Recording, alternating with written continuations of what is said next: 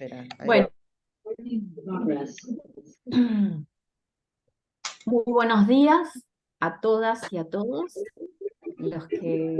quienes se acercan hoy a esta charla. Muy agradecida siempre, es un placer acercarme a todo lo que organizan el equipo del CESAC 13, también amigas que están ahí, que hemos compartido distintas actividades, ¿no? A lo largo de todos estos años. Bueno, lo que contó Andrea es un recorrido que puede quedar muy formal, pero que viene al caso contarles que algunas de las ideas que yo hoy voy a compartir con ustedes tienen que ver con ese camino y con esa construcción, esa búsqueda a lo largo de todos estos años, desde que comencé con la clínica en un inicio individual, con distintas intervenciones grupales, y ahora que ya me encuentro trabajando más en el campo grupal, territorio, haciendo más intervenciones en organismos que tienen que ver con lo cultural, con la salud, con las intervenciones comunitarias y sociales, muy atravesada por eso. Eh, y psicoanálisis fuertemente ha tenido un efecto muy importante en mi vida profesional para hacer en un inicio de mi carrera toda esa articulación, a veces tan difícil y es posible, otras veces no, de lo que tiene que ver con el psicoanálisis y educación, ¿sí? Eh, y mientras iba construyendo mi campo profesional, me encontré con la narración oral. Yo había hecho teatro muchos años, teatro, pero me gustaba más lo que es el entrenamiento de teatro que las obras en ese momento. Y encontré en el lenguaje de la narración oral un lenguaje artístico en el que yo me sentí muy cómoda, y empezó a cobrar cada vez más espacio en mi vida profesional hasta que prácticamente lo tomó casi por completo. Lo mismo que los títeres. Los títeres llegaron después que yo empecé mis primeras experiencias narrando cuentos en forma profesional. Comencé, siempre estaba con alguna imagen, algún objeto que me parecía que también podía sumarse a eso que yo quería compartir. Al inicio en una manera muy intuitiva, siempre muy lúdica, y después hice formalmente la carrera de titiritera. Entonces, lo que yo voy a transmitirles hoy es una mirada, es un recorrido, es varias, digamos, a lo mejor herramientas sí, teóricas que nos sirven para el momento de pensar esto de las intervenciones que se pueden hacer o cómo intervenir desde lo poético, narrativo, lúdico, ¿no? Freud ya decía que cualquier niño que está jugando se comporta como un poeta, ¿sí? Entonces eso es un tesoro que tenemos, que nos aportó Freud ya hace tanto tiempo, y que después le pudimos buscar distintas espesuras, relaciones, ¿no? En relación a distintos autores, el juego como elaboración, el juego como casi una radiografía de la estructura.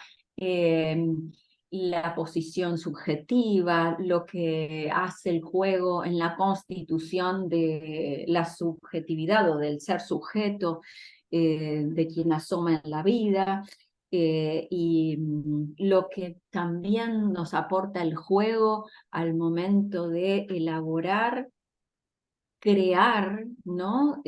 Cuando no lo hay, tramas simbólicas que no se han podido tejer. insisto con el juego porque la literatura también creo que tiene mucho que ver con el juego. Y para esto, quienes ya me escucharon alguna vez, vuelvo a compartir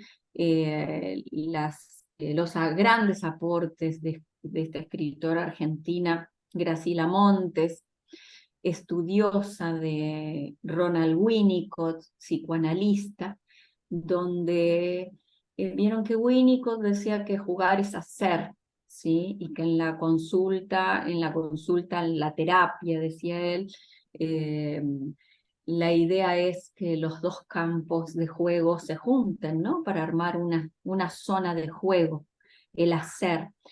Y tomo esta idea que es tan fundante de todo lo que es el juego a través del psicoanálisis para agregar esto que nos enseña Graciela Montes, que en esa zona intermedia, en ese entre donde podríamos poner los objetos transicionales, esa zona intermedia que no es ni de pura subjetividad ni de pura realidad, ahí hay un intervalo, hay una zona eh, alojada, arrullada, ¿sí? Desde los inicios, por quien ejerza la función materna, ¿sí? Quien esté en esa función, y que a través del cobijo, de la voz, de la mirada, del sostén, ¿sí? Puede alojar una subjetividad, alojar al sujeto y para que sea sujeto. Y todo eso se hace a través de esa voz, de esos primerísimos juegos, donde se inauguran con la alimentación, que primero es una necesidad. Primero hay una necesidad de alimentación concreta, biológica, y después esa alimentación de otra cosa, ¿no? Ahí circula el amor, digamos, circula ese vínculo donde se le da ese lugar a quien recién nace. Les decía Graciela Montes porque ella ubica ahí en esa zona intermedia al semillero del arte, ¿sí? Llaman la zona indómita, esa zona que se puede agrandar, expandir, y se expande con experiencias narrativas. Experiencias narrativas tienen que ver con eso, esos primeros cantos, los cuentos, las nanas, ¿sí? Donde es pura voz y puro cuerpo también, o en todo caso una voz que constituye cuerpo. Ahí está la frontera indómita, y como les decía, que es el semillero de arte, y que la literatura, que la saca ahí, la saca no, en todo caso cobra toda su importancia en relación a que la literatura no sirve para nada, o sea, no tiene una utilidad en las coordenadas capitalistas. Sí, para alojar, en eso sí, para alojar, para crear subjetividad, ¿sí? Para tener ahí ese objeto que, como decía Gianni Rodari, este pedagogo italiano, que son objetos, y escritor, que tiene unos libros preciosos, son esos objetos que dice que los escritores y las escritoras escriben libros, historias para jugar en la vida, ¿sí? Entonces esto saca al libro, al cuento de ese lugar, muchas veces tan solemne, que por suerte hay muchas intervenciones en los últimos años que hacen que se tenga un vínculo diferente con los libros, ¿sí? Pero bueno, son esos objetos, ¿sí? Que no hay objeto sin huella, o sea, el objeto es eso que está, eso material, y toda esa impronta que cada uno le pone, por situar a alguien también psicoanalista, Cristina Marrone, que habla de el juego, y quien juega es un artífice, ¿sí? Que hace, entonces ahí está el artificio y el artífice, y es el poeta que nos dice Freud, ¿no? De quien está jugando, juega de una manera única, ¿sí? En distintos momentos. Y en distintos momentos, digo, porque bueno, muchas veces, y ya que estamos acá reunidos y nos convoca también los padecimientos, ¿no? Que por eso llegan a nuestras consultas, ese jugar, esa manera de hacer ese juego tan peculiar, ¿sí? Lo vuelve artífice a quien juega. Lo mismo pienso para los cuentos. Hay otra autora muy interesante que se llama María Emilian López, que ella es una psicóloga que ha trabajado muchísimo en experiencias de bibliotecas. Bibliotecas, es argentina, bibliotecas y la literatura para la primera infancia, ¿sí? Y tiene un concepto muy lindo, muy interesante que tiene que ver con esta época, esta primerísima época que les hablaba, que es el lecturar. Se los voy a leer. Lecturar es para mí producir ese baño narrativo, lingüístico, poético, que tiene carácter de iniciación y que pone en acción profundos procesos psíquicos, intelectuales, afectivos, de los que depende en gran parte el acontecimiento de convertirse en lector. Lecturar reúne algo del verbo leer, algo de la lectura misma y algo del verbo amar. Algo así como trasvasar amorosamente a los otros el equipaje y las habilidades iniciales para atravesar cada vez con mayor autonomía la experiencia plena y emancipadora de la lectura y la vida, les agregaría yo. Por eso lecturar supone una relación de compromiso e intimidad entre quien lectura y quien se lectura, como condición misma de la experiencia. Entonces acá también, aparte de esto, de este baño amoroso, lingüístico, a través de los cuentos, ¿sí? A través de, sí, hermoso, hermoso lo que nos aporta María Emilia López. A través de ese trasvasamiento, el trasvasamiento se da a través de la voz, como le decía, fundamentalmente la voz, digo, y también el sostenimiento. Pero quiero resaltar el tema de la voz, porque al contar, al cantar, al arrullar, ese trasvasamiento por esa voz, a través de esa voz, tiene la temperatura, se podría decir, la coloración de esa voz. Entonces, esa narración llega, transmite esa huella, ¿sí? Esa huella sensorial.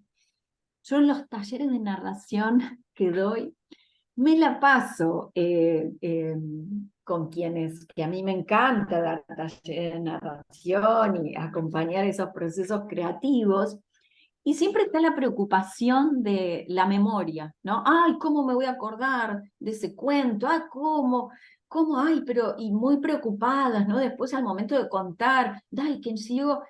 Y en realidad lo que tenemos que hacer es un trabajo de conexión sensorial con ese texto que yo quiero contar. Que por supuesto hay una cuestión técnica, pero fundamentalmente está el espíritu lúdico, y más si se cuenta a niños, y por qué no también a grandes, y además esa sensorialidad.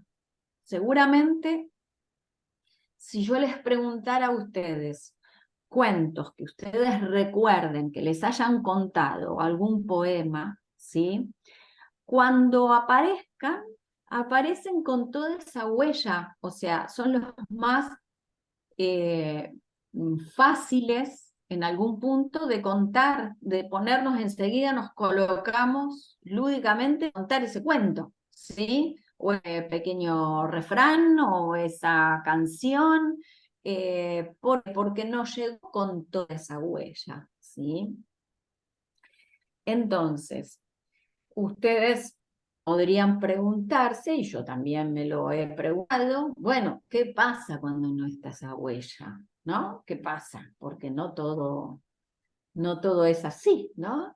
Bueno, justamente yo apuesto como una intervención, ¿sí? Desde lo clínico y en el campo clínico, digamos, individual, el campo clínico educativo, que justamente tomar eso que nos enseña Graciela Montes, que hay frontera indómita, hay algo, ¿sí? Que no se puede domesticar, pero que sí entra el arte, y eso crea subjetividad a través de las experiencias narrativas.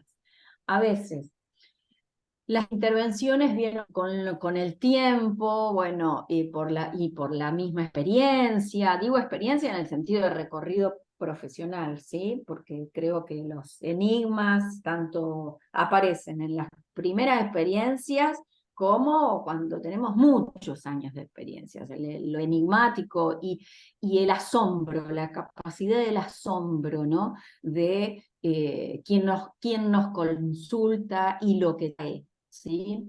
Entonces, muchas veces, bueno, ¿cuál sería la intervención, no? ¿Cómo intervenir? ¿Desde dónde? Se puede intervenir jugando, sí, sí.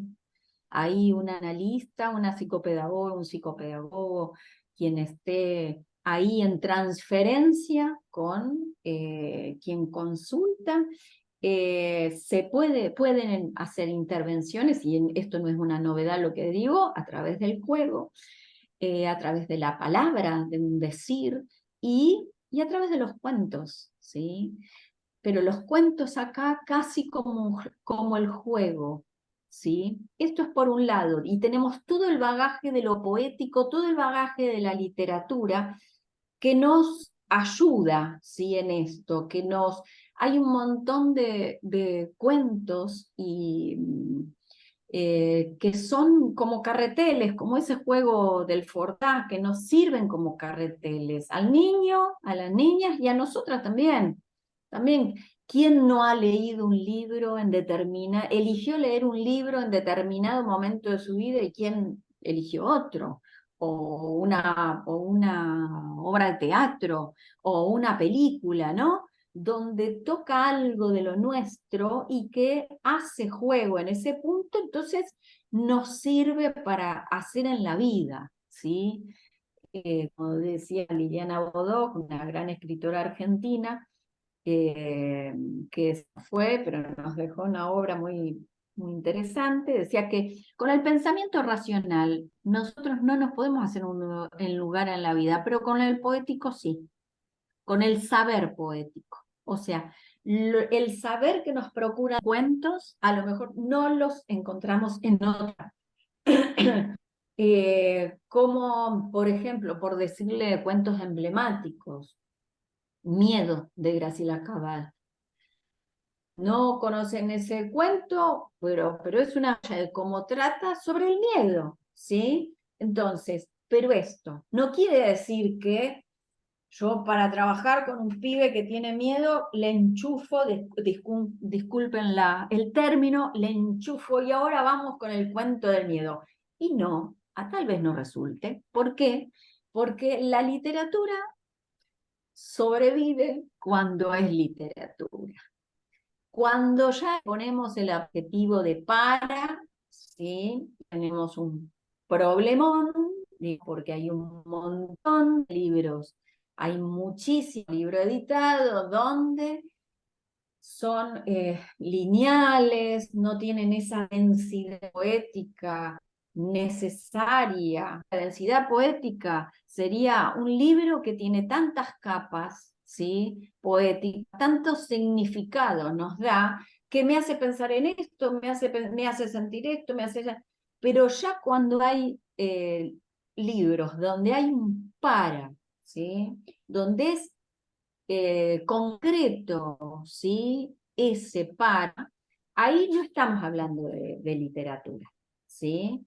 Entonces, esos libros, los de buena literatura, y que el CESAC, cuando ya he visto la biblioteca, en algún momento vi esa biblioteca tan bien nutrida, es una garantía en el punto que podemos confiar en el texto. ¿Se entiende? Lo que digo es, muchas veces nos pasa a lo mejor que como analistas, como psicopedagogas, bueno, queremos, bueno, a ver, ¿comprendió, no comprendió? Hay ya como ¿y por qué no confiamos en si es algo bueno que yo le estoy ofreciendo? Es casi como un juguete, ¿sí?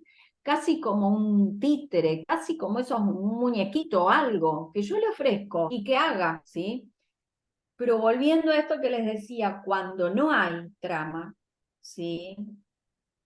Yo creo que a través de la literatura, que es un bien cultural, ¿sí? Que tenemos al alcance, que nos ofrece eso. Si bien, por ejemplo, acá a lo mejor hay quienes están en el área de educación, ¿verdad? ¿Mm? Bueno, ahí tenemos una cuestión muy interesante, porque la literatura es un bien cultural. Y si nosotros tomamos a la educación, que acá tengo algo para transmitirles, ¿no? Como dice Leandro Lajonquier, un pensador brasileño, educar es transmitir marcas simbólicas que posibiliten al niño conquistar para sí un lugar en la historia, más o menos familiar, y de esa forma poderse lanzar a las empresas del deseo, ¿sí? O sea, marcas simbólicas, ¿sí? Esa huella, para que conquiste por sí un lugar en la historia, ¿sí?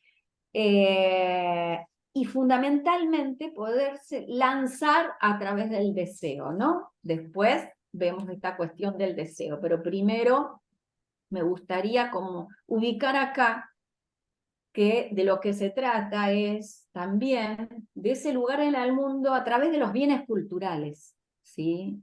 Los bienes culturales es eso, por ejemplo, la literatura. Es un objeto que podemos decir que la cultura ofrece.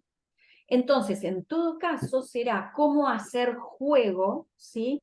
Ese bien cultural con ese sujeto, ¿sí? Ahora bien, ustedes me podrán decir, totalmente de acuerdo, dice Carla, porque no encontramos libros a la altura de los niños y niñas, como un juguete. Sí, Carla,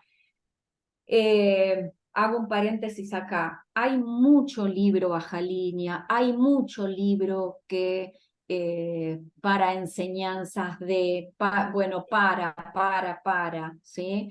Esto, María Teresa Andrueto, gran escritora argentina, ¿sí? Que tiene unos hermosísimos libros y además ensayos muy interesantes, donde dice que no hay una literatura sin adjetivos, nos propone ella. Una literatura que no sea para, ¿sí? Otra cosa es el tema, a ver, porque acá no vamos a ver, una cosa es que yo pueda tener un recorrido, hacer un recorrido si yo tengo, por ejemplo, un proyecto de literatura o de mediación de lectura en una escuela, ¿sí? O en una escuela, en un centro de salud, yo, bueno, quiero tomar el hilo, si quieren, de los animales grandes, ¿sí? Bueno, entonces yo puedo buscar dentro de ese tema, ¿sí? Bueno, a ver qué hay, qué hay, que leo, ¿sí? Entonces, puedo tener libros informativos, que están buenísimos, y libros literarios, poéticos, que también hablen de alguna historia, ¿sí? Un despropósito enchufarle moral a la metáfora. Se cercena el deseo, sí, absolutamente. Y lo que hago es hacer, como les decía, algo lineal, ¿sí? Algo donde también ubico al otro en un lugar bastante complicado. Es como decirle, darle todo cocinado. Y lo buenísimo que tiene la lectura y la narración, que es una experiencia y que es muy enigmática porque uno teme ese temor a perderse con la lectura, ¿no? Porque no se sale igual, no salimos igual una vez que hemos leído antes y después, ¿sí? Entonces, volviendo a esto anterior, podemos organizar, bueno, y vamos a armar una, qué sé yo, una biblioteca, digo, 5 libros, un rincón de lectura o una propuesta, los miedos, ¿sí? Los monstruos, cuentos de terror, cuentos de viejitos, no sé, lo que quieran, de personajes chiquititos. Hay un montón de temas o secuencias que nosotros podemos seguir, si quieren, pero que también pueden ser con buenísima literatura. Lidia Blanco, otra escritora argentina, enseñantes de literatura, ¿no? Decía que nos teníamos que poner 3 lentes, ¿sí? Para mirar la buena literatura, analizar un libro. El lente de qué visión del mundo tiene ese autor o esa autora, qué visión de niño, ¿sí? Y qué transmite, y qué densidad poética tiene, ¿sí? Entonces, creo que es un momento que nos demanda mucha lectura para decidir cuál. Y la lectura que a mí me gusta, digamos, no digo por mí, sino la que les va a gustar a ustedes, va a ser la lectura que ustedes después van a convidar, ¿sí? Eh, ¿Hay alguna pregunta hasta ahora? ¿Algo que quieran? Ahí, Ale, mira, Sí, decía Carla, lado abajo, era que a veces hay instituciones en las que tienen un sector bajo llave de los libros, ponele determinados libros y que fuera del alcance espontáneo de los chicos, ¿no? Esto en cuanto hablabas del bien cultural. Eh, y después, por otro lado, nada, quería contar mínimamente algo que nos pasa acá, viste que tenemos las bibliotequitas estas sí, de Fundación Leer y demás, y nos reíamos con unas colegas porque íbamos, cada vez que vamos a elegir un libro para ver con algún paciente, por ejemplo, a mí pasa y después compartimos que algunas más, agarrás al azar y cuando agarrás termina siendo algo que a ese paciente no sé, el título, algo te lleva a elegir ese libro y bueno, nada, coincido en que te tiene que gustar mucho además. sí. Qué bueno esto que decís. Por un lado, me parece que esto de el azar tiene sus propias lógicas. Y si tenemos una biblioteca, un rincón, 5 libros, ¿sí? Que es 5 buenísimos libros, saquemos el libro que saquemos, va a tener un efecto en el otro. Es como sacar el muñequito, digamos, ¿sí? Entonces, desde ese punto, confiar en los libros que hagan su trabajo, ¿sí? Y la otra pregunta era, Andrea, el otro comentario. No, no, no había otro, estaba el de Oscar ahí, que ya lo leíste, y lo de Carla que había comentado. Pero bueno, si alguien quiere comentar algo, obvio que lo Sí, diga, incluso en voz alta, ¿no?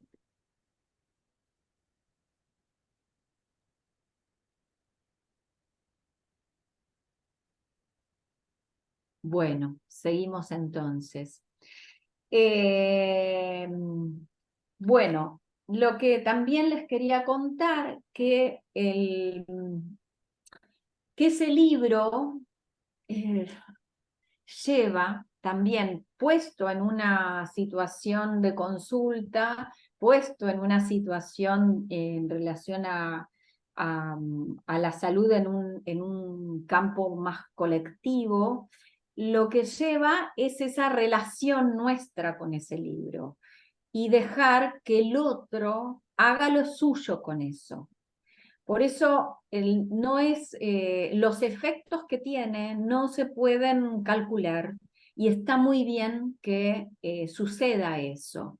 Entonces, dejar que entren las coordenadas transferenciales y ver lo que pasa, ¿sí?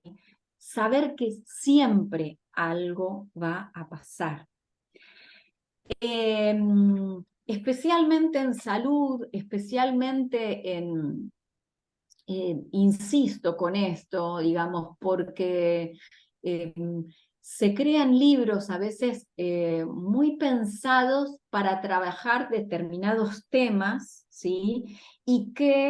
Eh, y que resultan que no, que en realidad se trabaja con otros libros, hacen que son impensados, podemos trabajar con eso, ¿sí? Los libros, las historias, vienen a darle un nombre, en todo caso, a eso que no se puede nombrar, a eso que no se puede decir, ¿sí? A eso que me cuesta aprender de alguna manera, y bueno, aprender en el sentido de hacer lo mío, armar un saber con eso, que bueno, que a través de los libros, de los textos, yo vengo a conocer el mundo. Michel Petit dice que en uno de sus libros, de leer el mundo, que una de las grandes funciones que tenemos en relación a los niños y a las niñas es hacer a través de los relatos, de lo narrativo, ¿sí? Es hacer el mundo más representable, ¿sí? Habitable otra cosa, pero porque hay quienes lo dicen, pero representable es traer al mundo simbólico, ¿sí? A través del relato. Esa es una de las grandes tareas que se tiene, ya sea en los padres o quien esté en esa función, sea quien esté en función de terapeuta, de psicopedagoga, psicoanalista, fonoaudióloga, lo que sea, digamos, con cada uno con su propia cuestión, ¿no? Del paciente y de su posición profesional, digamos, ¿sí? Pero me parece que siempre estamos trabajando en esto, y cuando no hay representación, construir, yo creo que ahí los relatos lo que nos ofrecen es la posibilidad de construir. Alguien nombraba las imágenes, ¿sí? Los objetos, y son muy importantes también al momento de contar, porque, a ver, a mí yo puedo encarar una narración, una cosa es la narración, otra cosa es el cuento. Cuando yo estoy narrando, estoy haciendo un vínculo, ¿sí? Es un acto, ¿sí? De donde circula el vínculo poético, donde está ahí ubicado el cuento, también podría ser algo en relación al arte, ¿sí? Un bien cultural, que tenga que ver con lo artístico. Entonces, cuando yo lo hago entrar en ese círculo, armo en esas coordenadas transferenciales ese vínculo poético. Entonces, estoy construyendo trama, ¿sí? Entonces, lo que sucede, primero lo que tiene que suceder es el consentimiento de quien está ahí, ¿sí? Como en toda coordenada transferencial, el consentimiento del otro para que, bueno, dale, contame, bueno, dale, sí, juguemos, ¿sí? Entonces, esto tiene que estar. Y después lo que suceda va a ser totalmente incierto. Y muchas veces los cuentos llegan, pero no llegan por el lado de lo argumentativo, llegan por la musicalidad de ese cuento, llega por una imagen, llegan por una palabra, por un inicio. Entonces, ofrecer una imagen también, por ejemplo, todos los que son los libros, el libro álbum. El libro álbum tiene una lógica, si no los conocen, muy interesante, el mundo, podríamos hacer una charla específica del libro álbum, donde hay una imagen, ¿sí? Y una frase. La imagen, ¿sí? Y la frase construyen la idea, la trama, la lectura, se lee imagen y frase. Por eso da muchísimo trabajo, porque las palabras que se eligen no pueden ser cualquiera, sino también liberar a que la imagen diga, ¿sí? Entonces, esos libros son, pero maravillosos para trabajar, digamos, con chicos, por ejemplo, que no accedieron a la lectura alfabética, ¿sí?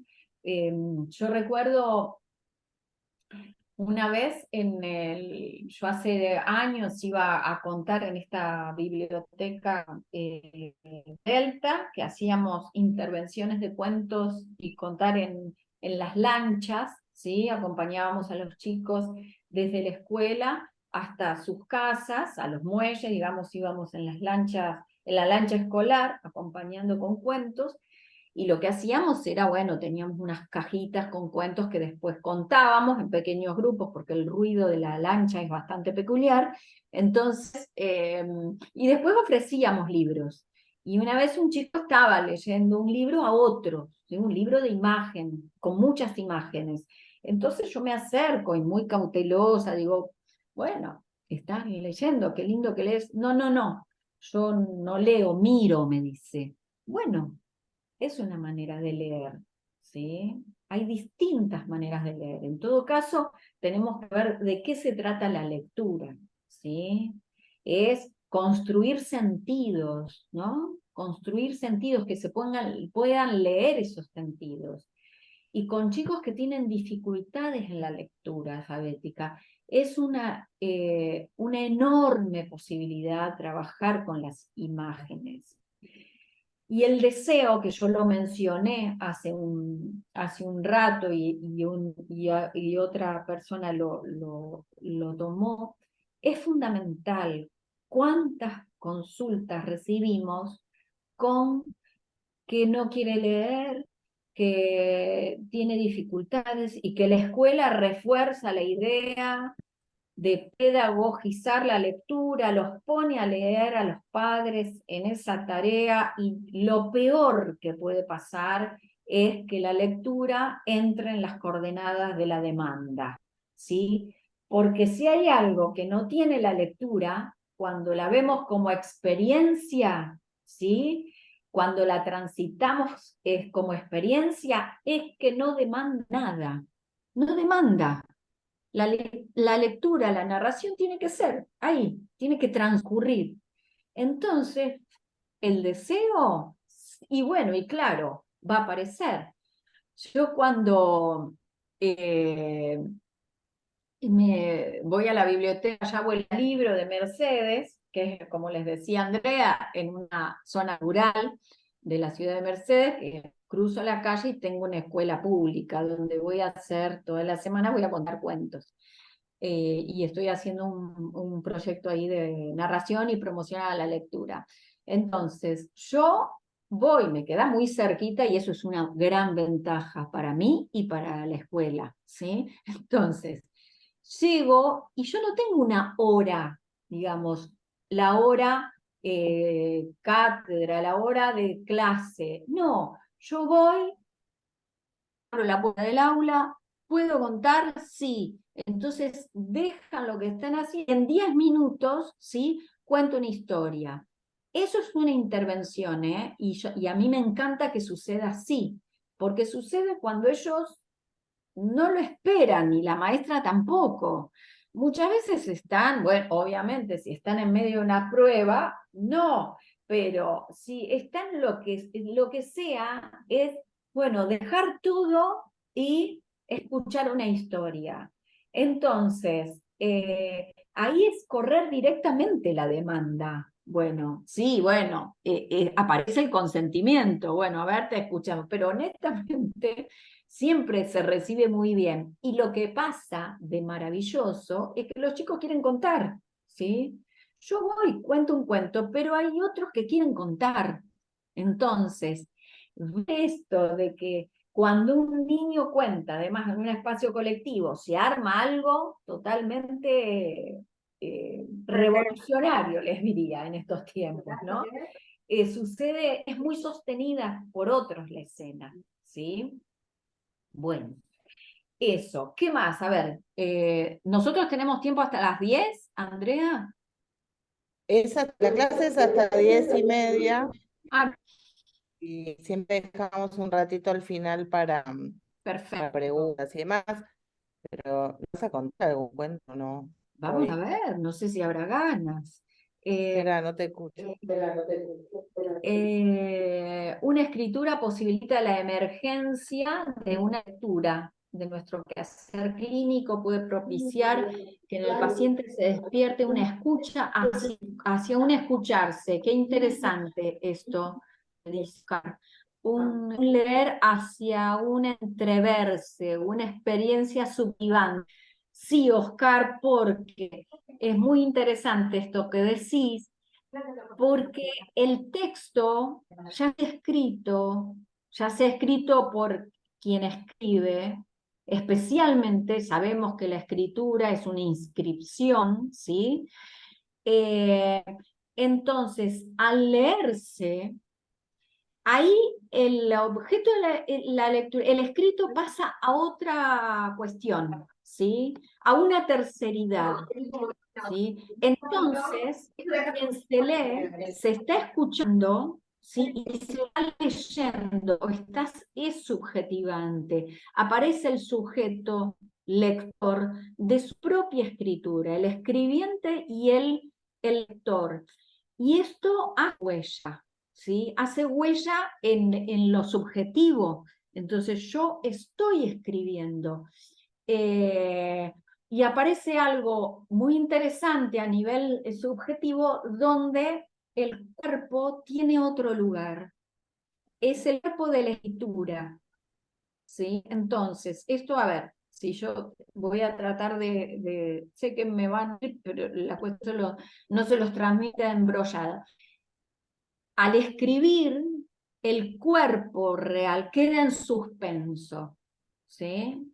Aparece el cuerpo de la escritura. Entonces, al leer, yo leo ese cuerpo de la escritura, esa lectura. Entonces, ese cuerpo, el otro cuerpo, queda en suspenso y hay un detenimiento. Entonces, ¿cuántos casos, ¿sí? De donde el cuerpo está inquieto, donde el cuerpo está atravesado por otras cuestiones, ¿sí? El cuerpo se detiene acá, en el sentido se detiene para hacer una huella. Entonces, eso es otra cosa totalmente distinta, ¿sí? Por eso digo que la lectura, ahí, la experiencia lectora que aparece, es fuente, ¿sí? Una de las cosas que hice este fin de semana en la Feria del Libro de Mercedes fue lo que inventé, en vez del karaoke, el lecturoque. Lectura es leer en voz alta, ¿sí? Le das un marco, bueno, de micrófono. Entonces, ¿qué pasaba ahí? Leían y se escuchaban. La lectura aparece en otras coordenadas, entonces no hay demanda ahí. Y se lee como se lee. Me acuerdo una vez que lo hice en la biblioteca y era un chico con muchísimas dificultades de dicción, ahora que la veo a Daniela y la saludo. Este, y, y bueno, agarró el micrófono y quiso leer un libro que no era el libro de Keiko Casca, el de el pastel, el del lobo que se va a comer una gallina, pero resulta que la ve a la gallina muy flaca, entonces decide engordarla y le cocina todos los días, le lleva a la casa pasteles, tortas, bueno. Se leyó todo ese libro, ¿sí? Y estaba absolutamente metido en la historia.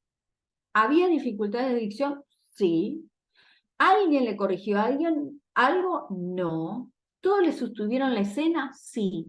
Y el pibe ahí estuvo, pero fue hermosísima esa escena, ¿no? Donde la lectura aparece por otro lado, desde otro carril. Estofado del lobo, exactamente. Un cuento precioso para contar, ¿sí? Precioso. Bueno, exacto, ¿no? Es esto, el gran valor subjetivo que tiene el escribir y nosotros que nos la pasamos con las dificultades en la lectura y la escritura, ¿sí? Bueno, también pasa que no podemos dejar pasar cuál es la dificultad de escritura y de lectura que sucede en la escuela. ¿Cómo sucede la lectura en la escuela?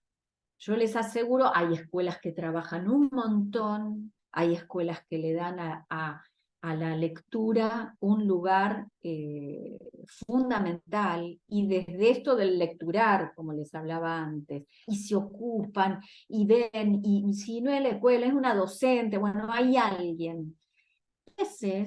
Muchas veces, ahora te digo, Alejandra, mi lectura sobre eso. Muchas veces la lectura de buenísimos, porque por el Ministerio de Cultura, por el plan de lectura, y ojalá que siga, llegan unos libros buenísimos a las escuelas, ¿sí? Pero a veces esos libros, ¿sí?, están eh, bajo llave. Ahora retomo esa pregunta, Andrea. No tenemos la biblioteca ¿no?, con ventanita de vidrio, con llave, que los miramos y no los podemos tocar, pero muchas escuelas tienen bajo llave algunos libros que son tan lindos que, uy, no, bueno, entonces ahí nos saca este lugar de que tienen los libros que nos sirven para la vida, y un libro es para agarrarlo, para marcarlo. Yo marco los libros, y más cuando tengo que preparar un cuento, ¿sí? No sé, son marcas propias ¿no?, en los libros. Es recomendable corregir de manera inmediata cuando el niño lee un cuento. Depende de la situación, ¿sí? Depende absolutamente de la situación.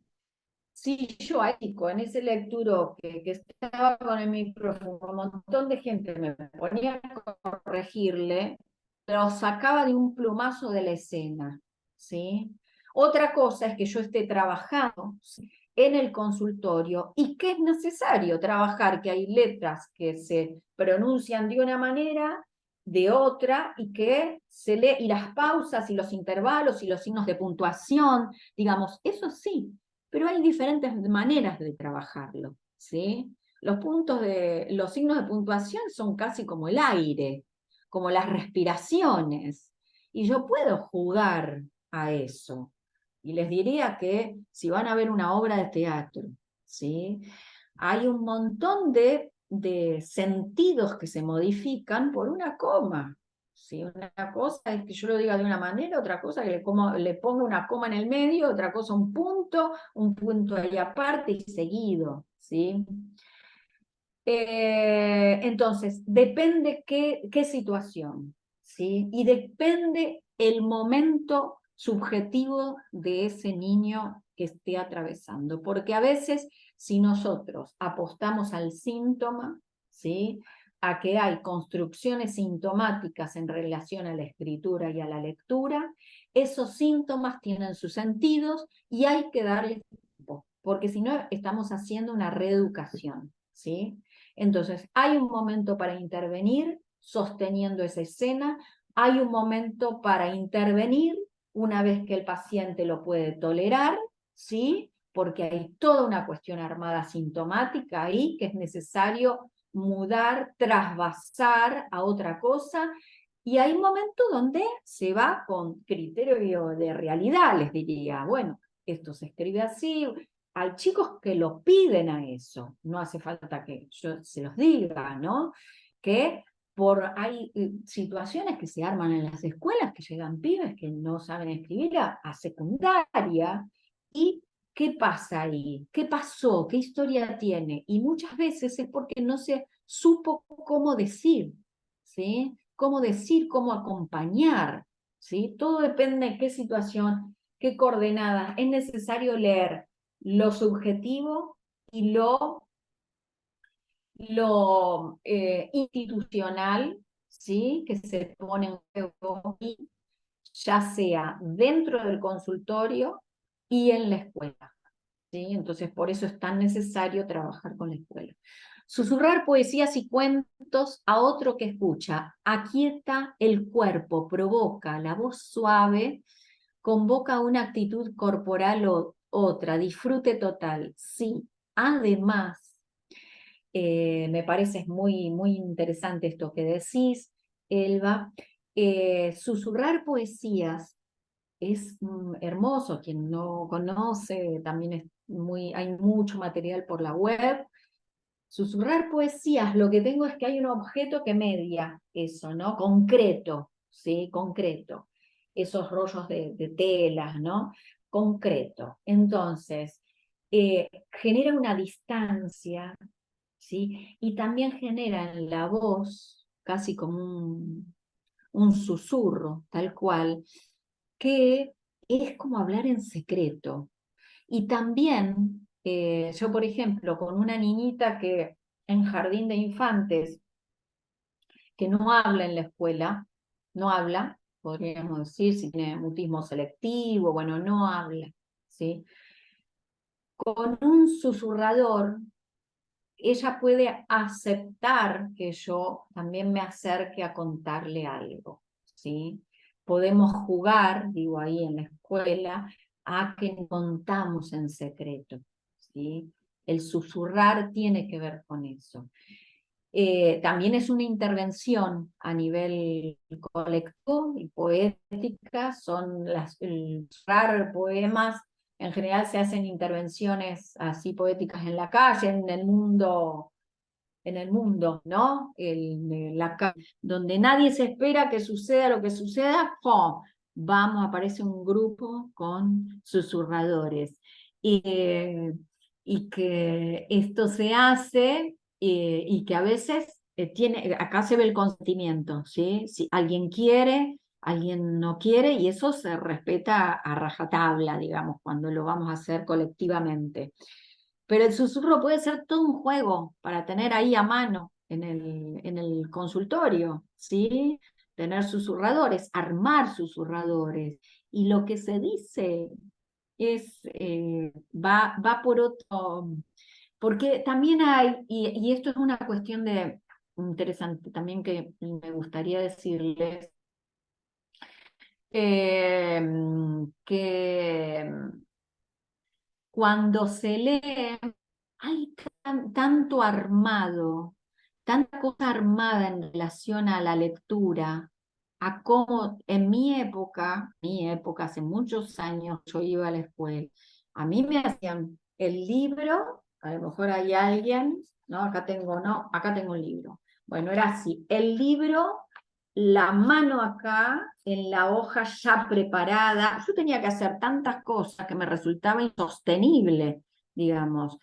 Pero actualmente cambian las formas, pero sigue habiendo una cosa en torno a cartonada en relación a la lectura, de cómo hay que leer. A veces es muy difícil desarmar eso, pero la lectura tiene que ser algo accesible, la tenemos que mostrar como algo accesible. Y vuelvo ahora un poquito a lo de esto de esa solemnidad que hay que sacar al libro. En las cosas actuales, socioeconómicas actuales, digamos, los libros están siendo como objetos exquisitos, digamos, ¿no? Que entonces, ¿cuánto trabajo tenemos las bibliotecas, quienes armar una buena, ¿no? Como un buen menú de libros, hacerlo al alcance, que el libro no nos quede como un objeto de lujo, que sea un libro accesible. Creo que tenemos que trabajar un montón para eso, ¿sí? Para que realmente que se sientan, porque a veces les diría que es más, lo que más inhibe es sentirse heredero de ese legado. Entonces, el legado de la lectura, que sí podés leer. La lectura a veces está atravesada por tantos mandatos y tantas cosas, y que es para pocos. Por suerte existen las bibliotecas populares, los centros de salud, ¿sí? De que hacen mucho, y distintas intervenciones sociales donde hacen mucho para que la lectura esté al alcance. Eh, Bien, leer o contar un cuento es un acto de amor inconmensurable. La mirada que vuelve es puro placer. Hay algo que no dice que no dije que el contar cuentos tiene que ver con el convivio, ¿sí? O sea, es armar el convivio como se arma en teatro, digamos, hay quienes están, uno ofrece algo, ¿sí? En este caso un cuento, y quien escucha.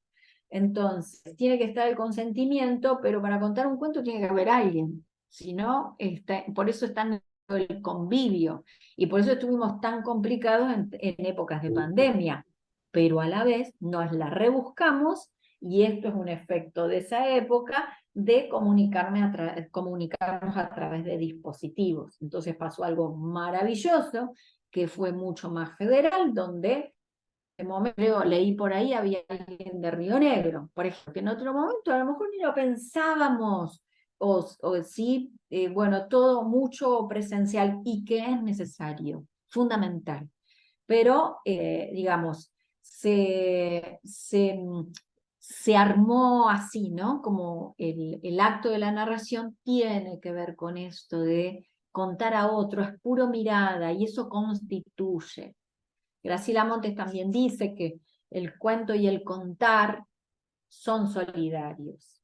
Primeramente porque el cuento es se inaugura en los niños esto de que es un mundo redondo, con leyes propias, ¿sí?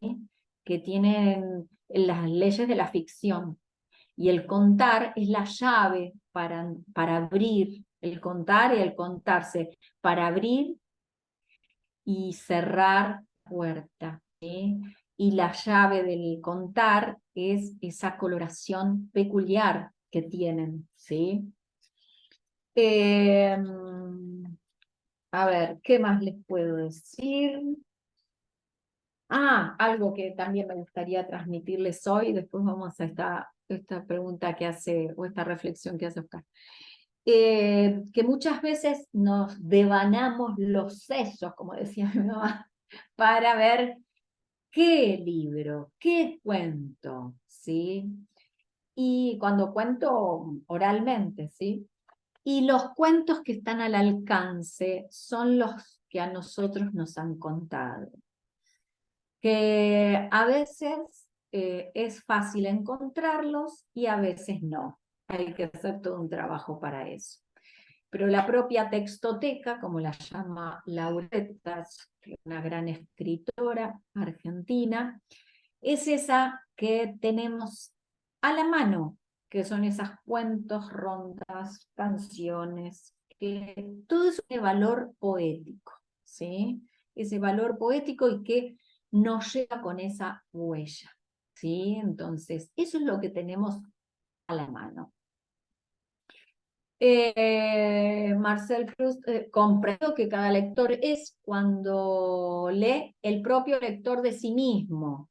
Sí, sostenía que la obra de un escritor no es más que una especie de instrumento para mirar, que él le ofrece al lector al fin de permitirle decir aquello que sin ese libro quizás no habría avisorado de sí mismo. Sí, esto que decíamos antes, ¿no? Bueno, cuando se lee, cuando se ofrece un cuento, no se sale de la manera, ¿sí? Se atraviesa ese saber.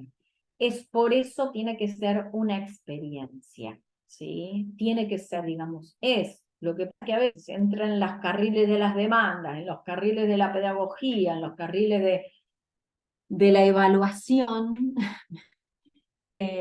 y se nos pierde la experiencia, ¿sí? Pero cuando la retomamos, es increíble la potencia que tiene, ¿sí? Es esto que contaron. Sacamos un libro y lo que sucede, sucede. Confiar en eso que ofrecemos, ¿sí?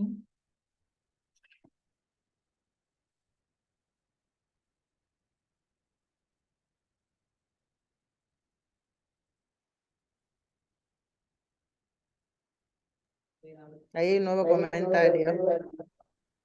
Nosotros en el CAMS usamos el Kamishibai, buenísimo, imprimiendo cuentos, álbum en blanco y negro, bien rústico, con recursos que se pueden hacer en casa, con materiales descartables. Pensamos en propuestas de cierre de año donde las familias e infantes hagan solo dibujos y cuentos y cuenten esas historias. En el contexto de juego destinado a familias de 0 a 3 años. Hermoso. Hermoso. Aparte, ahí hay tanto en las instituciones por hacer, en los centros de primeras infancias, ¿verdad? El Kamishibai. El Kamishibai tiene mucha prensa actualmente. El otro día me enteré, yo no lo sabía, a lo mejor ustedes sí, que en la semana como que llegó como un proyecto también de hacer Kamishibai. ¿Qué es un Kamishibai? Kamishibai es un teatro, se llama teatro de papel, de origen oriental, surgió después de la Segunda Guerra, creo que cuando, bueno, cuestión que es una cajita, ¿sí? Tiene tres puertas y van sucediendo distintas imágenes, ¿no? Se van pasando distintas imágenes, alguien puede estar escondida, la historia, bueno, tiene una lógica particular. Entonces, por suerte, o sea, esto pasaba, cada uno iba con su kamishibai en esas épocas de hambruna, iban a la plaza, el kamishibai lo llevaban en la bicicleta atrás, con unos instrumentos que convocaban a la gente, se acercaban y escuchaban una historia. Bueno, con los años, ¿sí? Esto se fue cambiando y al kamishibai se le puede agregar títeres, los títeres planos. Yo tengo un cuento, El Chivo del Chivatal, que es un cuento popular que lo cuento con un kamishibai. Entonces, es muy interesante porque se puede hacer de forma muy casera, ¿sí? Y se arman, ¿no? Lo importante para armar el kamishibai es elegir muy bien las secuencias de imágenes, ¿sí? Esto se puede jugar un montón, se pueden construir, se pueden jugar con los chicos y los padres, las madres o quienes estén en esa función a construir las imágenes. Y después contar. Este es uno de los dispositivos, porque es un dispositivo teatral, ¿sí? Es un dispositivo, así como está el retablo para los títeres, está el kamishibai, ¿sí? Que es muy lindo, muy interesante. Yo doy a veces talleres de kamishibai porque se puede hacer con lo que se tiene ahí. Una vez hice, justamente en pandemia, que tenía que hacer unos videos, hice un kamishibai con una caja de pizza, digamos, ¿sí? Y a mí me encanta eso, que con lo que tenés, armás, ¿sí? Es casi lo mismo, como les decía, de la textoteca. Sí, yo creo que hay en esos espacios que trabajan con primeras infancias, hay tanto por hacer, y a mí siempre me gusta transmitir una idea que se llama las ceremonias mínimas de Mercedes Minichelli, una psicoanalista marplatense, que estamos atravesados por un montón de ceremonias, ¿sí? En nuestra vida personal, en nuestra vida colectiva, en las escuelas, en los espacios de salud. Entonces, por eso los cuentos se cuentan más a los niños antes de irse a dormir, antes de entrar al dentista, por decirlo de alguna manera. antes de, ¿sí? Porque ahí aparece el sujeto lector y se entra de otra manera, donde se tiene que ir, tanto para el niño como para quien lo atiende. Ah, bueno, un libro bajo el brazo arma toda una escena para quien está ahí viendo. Entonces, el despegue, ¿no? La separación del niño y quien esté ahí en los lugares de maternaje, el cuento, el contar, incluir algo de esta ceremonia cuando llegan los niños al centro, ¿sí? En la sala de espera, es una ceremonia preciosa que se puede hacer, preciosa y muy efectiva, ¿sí? De alguien que cuente un cuento, alguien que lea algo, alguien que cuente algo, ¿sí? Porque no necesariamente tiene que ser un cuento, porque a veces pasa eso, cuando se arma esto de la narración y se escucha, se quiere contar, pero de la vida, no se quiere contar cuentos, ¿sí? Porque el lugar del contar es muy interesante también, ¿sí? Bueno, no sé si me quedaron algunas cosas más, tal vez sí. Eh, ¿Hay alguna pregunta, comentario, experiencias?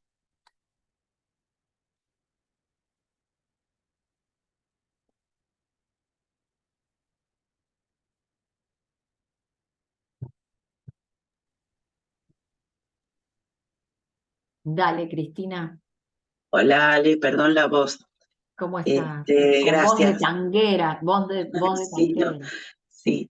Nada, es algo muy personal, pero después de muchos años, tengo un nieto muy chiquito y lo que me ha suscitado, además de ser muy lectora, es la posibilidad de volver a la oralidad, al Sí. relato, porque él no puede seguir, tiene 7 meses, pero él mira los cuentos y las imágenes de una manera muy particular. Entonces me obliga a inventar historias, a crear algo que a veces, como vos decís, las lógicas y las legalidades de la escuela o del consultorio te van borrando de a poquito. Y él me obliga porque me mira y me señala, invento, y cada vez invento algo nuevo, porque no me acuerdo después que conté de ese animal que me mostró o de una imagen. Y es un acto terriblemente íntimo, digamos, porque queda entre él y yo, ni siquiera puedo volver a repetirlo. Entonces, Claro. es tan simple cuando vos decís que es subjetiva, es tan simple, digamos, el acto, que me parece mentira que intenten cercenarlo. Pero bueno, nada, era un comentario y mi gratitud hacia tu inteligencia y tu amorosidad. Gracias, Cristina. Bueno, lo que decís es importantísimo. Primero de todo que estos distintos discursos que nos atraviesan, ¿no? Discursos, lo que sea, capitalistas, estos Sí. discursos que es todo el tiempo estar, ¿no? Conectados, exitosos, rendimientos, por eso, Aparatos, ¿cómo? ¿Cómo? aparatos, dispositivos. Aparatos, dispositivos, informar. La cuestión es estar informado, ¿no? En estos tiempos. Informados, saber, ta, ta, ta. Entonces, la narración acá va por otro lado, es un intervalo. Te tenés que detener, porque hay una detención para una creación, porque el tiempo de la creación es muy distinto al tiempo del rendimiento. Entonces, por un lado eso. Y frente a tantas demandas que estamos atravesados como profesionales, ¿sí? Volver a la oralidad es una de las herramientas más potentes que tenemos, ¿sí? Hace poco, en el Congreso, en el fin de semana pasada, que estuvo en el Congreso en Mercedes, en la Feria del Libro, estuvo Selva Almada, una gran escritora, y lo que ella proponía era ir a la oralidad, a la narración oral, ¿sí? Cuando la lectura se torna demasiado pedagógica, demasiado impenetrable, no hay una manera muy accesible que es contarla, ¿sí? Entonces llega, ¿por qué? Porque en general todos los cuentos que se escriben, primero me lo conté yo, primero me lo cuento. Ah, sí, podría ser esto, viste, me pasó esto, tal cosa, entonces lo cuento. Y después lo puedo formalizar en una escritura. Yo tengo un montón de alumnos y alumnas que de los talleres de narración que escriben sus textos, ¿sí? Pero no los habían escrito todavía y después los cuentan. Y esto que decís, de ese encuentro, gracias por esto que nos ofreces, de que un niño lee el rostro, ¿sí? Lee ese rostro que le está contando esa historia y va del rostro a la imagen, de la imagen al rostro. Entonces, por eso es tan importante ese encuentro, y el encuentro desde la narración oral, ¿sí? Silvi, ¿alguien quiere hablar?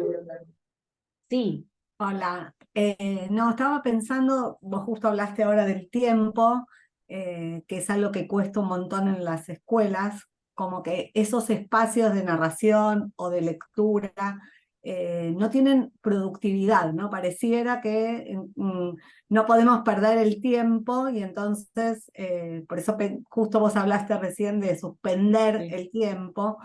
No todos tienen la oportunidad de tenerte entrando a las aulas simplemente a narrar 10 minutos o el tiempo que sea, y eso es re valioso. Pensaba que a veces en las escuelas, al menos, no sé, hay escuelas que definen una semana de lectura, y al menos promueve que haya un espacio institucional dedicado a, que sería buenísimo que no haya una semana, sino que eso circule en las aulas, en los recreos, pero bueno, como es bien difícil hoy, porque no es productivo, digamos, hay una demanda de toda la comunidad educativa, de esto del éxito, de cómo se mide, un poco me parece que estás trayendo una idea que a veces digo, no, tampoco, digamos, bueno, no sirve hacer una semana, al menos, por lo menos a veces, esa semana abre espacios a muchos chicos acercarse a los libros y lo descubren. Así que yo lo celebro, que al menos eso promueve algo distinto en algunos chicos que no tienen ni siquiera esa semana para leer. Nada, una propuesta viéndolo de cuando uno está en las escuelas por las demandas que hay tanto de la comunidad, de las familias, de los docentes. Nada, comparto mi sí, pensamiento. sí. Gracias, Silvina. Y voy a leer esto que dice que las características de Diana de época no obturan la posibilidad de construir narraciones escritas, orales, colectivas, porque tiene que ver también con lo que vos decís. Y en esta época esta época está atravesada por el rendimiento, la producción, el hacer sin pensar, ¿sí? Hacer, informar, informarse, informarse, informar, producir, producir, producir. Y leer y perder el tiempo en la lectura, ¿sí? Es como que va a contramarcha de la época. Entonces, es una intervención proponer eso. Yo voy, pero no voy con ningún, sí, tengo un proyecto, el proyecto es bueno, que transcurra la narración y la lectura, ¿sí? Entonces, la lectura nos propone eso, la cuestión es cómo nosotros nos ubicamos frente a eso, profesionales, ¿sí? Porque estamos atravesados por las coordenadas institucionales que nos piden, nos demandan, Y si está la maratón de lectura, por suerte está, porque que se llame maratón también, ¿no? Pero bueno, hasta, no todo el tiempo. Bueno, yo digo, la lectura tonifica, juego con eso, digamos. Entonces, confiar en eso, porque a nosotras también estamos inmersos en esa época. Y a nosotras también a veces nos puede pasar que, ay, ni más ni menos, ¿qué llevo? ¿Qué hago? ¿Qué actividad? Los pibes están hartos de las actividades. Una me contaba, el otro día una chica me contaba que estaba trabajando en una escuela, que le gustaba contar cuentos, pero que le decía, señor, pero después nosotros tenemos que hacer actividad, ¿sí? Hartos están de las actividades, porque cuando haces una actividad y el cuento se me fue no sé a dónde, ¿sí? Entonces entra la demanda ahí. Entonces confiar en, voy te cuento un cuento, es un gran acto de gratuidad, como decía Graciela Montes, ¿sí? Gran acto de gratuidad. Esto no quiere decir que uno, no tiene que ver con los honorarios, tiene que ver con que yo te doy algo, pero no quiero nada a cambio, ¿sí? No quiero que me hagas el dibujito, ni que me digas, bueno, a ver, ¿comprendiste, entendiste? A mí me encanta hacer las conversaciones literarias después, ¿sí? Digo, conversar de los cuentos. Bueno, ¿qué les pareció el cuento? ¿Me gustó? ¿No me gustó? Siempre parece así, ¿no? Tal vez tenga que ver con los tildes de las redes. ¿Me gustó? ¿Me gustó? Bueno, sí, pero ¿qué más? ¿Qué te hizo pensar? Y está bien, después aparece. Y después aparece más. Entonces, es crear la ocasión para eso. Y es interesantísimo porque genera un saber, ¿sí? Un saber que se construye, ¿sí? Es el otro saber, ¿sí? Bueno, Ale, yo ¿me voy a haces? tener que ir terminando. Ay, perdón, no te escucho. Habla. Dice, No, que te quería contar que en esto que vos decís, me pasó en un grado que eran bastante ligueros. Bueno, fui a contar un cuento de un nene que hacía, un primer grado, que hacía dormir a su papá, que no se quería dormir el papá. Entonces el nene lo tenía que hacer dormir. Entonces, sí, claro, después de hablar de eso, ellos empezaron a contar cómo se dormían ellos y qué pasaba la noche cuando se iban a dormir. O sea, no hablaron de si entendieron el cuento, lo que pasó, sino cómo se dormían y qué les pasaba a la hora de dormir. Y pienso que va más por ahí, ¿no? exactamente, es abrir, es casi como la asociación libre, digamos, una conversación. Es el arte, una conversación es un arte de poner a jugar las distintas ideas, ¿no? Sentimientos, pareceres, eso. Claro, si vamos por ahí, bárbaro, es una propuesta, bueno, abro el juego, ¿qué querés decir? ¿Querés decir algo? Y si no, está muy bien, pero si yo voy con, a ver, ¿qué entendiste? Pero decime, ¿viste? Y ella viene con un cantito también eso. Bueno, a ver, entonces, ¿qué pasó? Yo muchas veces tengo que desarmar esas escenas que se arman, ¿eh? Y a veces no es solamente intervenir con los pibes, sino también con los docentes, ¿sí? Y la transmisión, absolutamente, Patricia. La narración es un gran acto de transmisión, porque está la palabra y está el estilo que es ese vínculo que cada uno arma con eso que está transmitiendo. Es eso que hace que lo que transmito tenga cierto brillo, ¿sí? Eso es lo que hace que el otro desee tenerlo. Ah, bueno, decime, bueno, a ver, el libro ese, bueno, decime por favor, me contaste 2 o 3 cosas, decímelo, bueno, lo voy a buscar, ¿sí? Es muy lindo cuando los chicos me recuerdan, ah, vos sos la que contabas ese cuento, sí, se acuerdan, no se acuerdan de mi nombre, se acuerdan del cuento, ¿sí? O del personaje. Eso es lo requete interesante. Sí, la transmisión, fundamentalmente, eso que pasa por otra superficie, que cuando se cuenta un cuento, se cuentan 2 cuentos, ¿sí? Se cuenta la historia, ¿sí? Y la otra historia que no se dice con palabras, se dice con eso que queda. Por eso es fundamental tener buenos cuentos. Cuando los cuentos son lineales, se cuenta eso, nada más, ¿sí? No aparece eso. Por eso es tan difícil escribir cuentos, porque tiene que estar este otro cuento, ¿sí?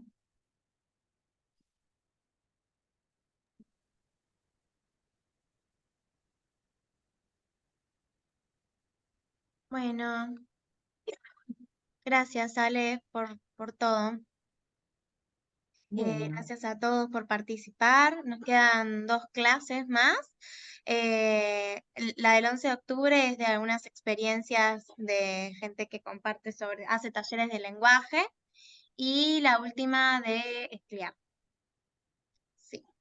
Igual les mandamos por mail como siempre. bueno, muchas Muchísimas gracias. gracias, Ale. Gracias a ustedes. Gracias Muchas por gracias, el un placer espacio escucharte. para conversar. Gracias, gracias.